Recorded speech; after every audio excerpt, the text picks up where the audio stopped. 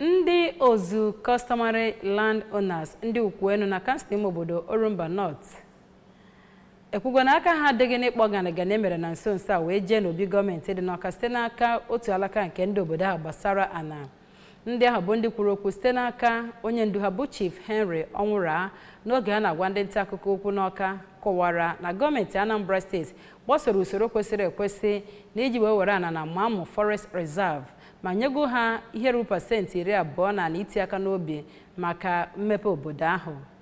Onye ọla anyị bụ Enyemaka so wee gaa wee kọrọ anyị ka abịa ihe si wee mee.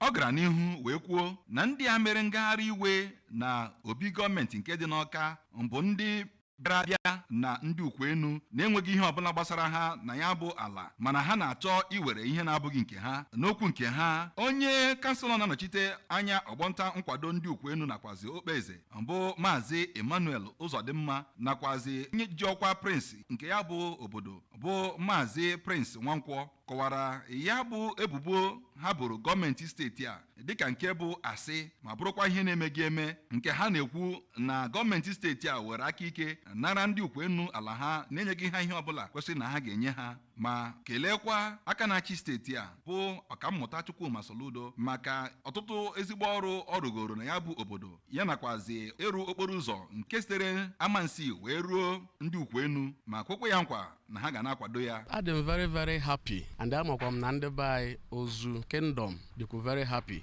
gbasara the release compensatory plots na ndị ga-eme protest na-asị saying sort of words. anyị amalụ ndị fabụ they are settlers. Ndị na-akwụgharịzi na-asị na grab land gọọmenti mere akwụkwọ ya ana si n'ime enye unu 20%. Kedu ka si grab wanya all insult to the government. N'Awka, abụ m Enyemaka.